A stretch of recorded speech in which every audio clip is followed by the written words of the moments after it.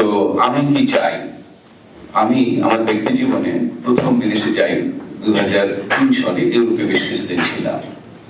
ফিরে আসার পরে সরকারের একজন ঊর্ধ্বতন কর্মকর্তা আমাকে জিজ্ঞেস করেছিলেন, আপনি কি দেখে আসলেন, কোনটা আপনার ভালো লেগেছে? তো আমার উত্তর ছিল, আমি লাইন ধরা শিখতে চাই। লাইন ধরা শিখে এসেছি।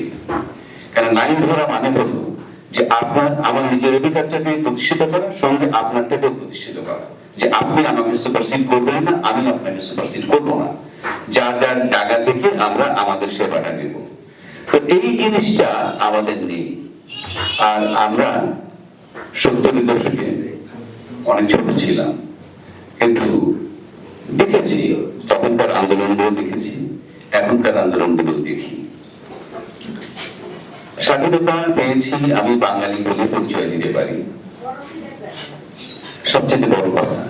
কিন্তু আমার শিক্ষাবিদ ভাই বলে গেলেন যে পরিণতি বোধ, কার কি থাকা উচিত, কার কি থাকা উচিত নয়, এই জিনিসটা ভুলে গেছে। আমাদের প্রত্যেকেরই বোধহয় নিজেদের বিবেক দিয়ে একটু চিন্তা করা উচিত, আমার প্রাপ্য কি। সবাই আমাকে করে দেবে এটা নয়, আমার আসলে কতটুকু যোগ্যতা, আমি কতটুকুর জন্য হাত বাড়াতে পারি, এই জিনিসটা আমরা কখনোই চিন্তা করি না। আমাদের এই জিনিসটা তো নিজেদের চিন্তা করতে হবে।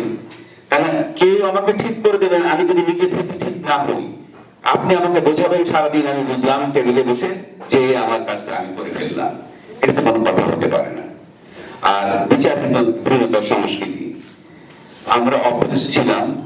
আজাদ সাহেব একটু আগেই বললেন যে বঞ্চনা থেকেই স্বাধীনতার আন্দোলন শুরু, অভ্যস্ত ছিলাম। কিন্তু আজকে আমরা কি করছি? আমি কি আমার ভাইয়ের অধিকারটা সর্বাগ্রে নষ্ট করছি না? আমার প্রতিবেশীর অধিকারটা আমি বারবার নষ্ট করছি না? তো আমরা এখানে কবে নিজেদের বিবেককে জাগ্রত করতে পারবো, এটাই দরকার। অন্য কে কি করে দেবেন আমি জানি না। আরো বলতে পারি, যাদের পেশা রাজনীতি, যাদের পেশা রাজনীতি, তাদেরকে রাজনীতিতে নিষিদ্ধ করা হোক। কারণ রাজনীতি পেশা হতে পারে না, রাজনীতি প্যাশন, প্রফেশন নয়। রাজনীতি প্যাশন, প্যাশনকে প্রফেশন বানাচ্ছি আমরা। আর এই প্রফেশনটা সবচাইতে লাভজনক প্রফেশন।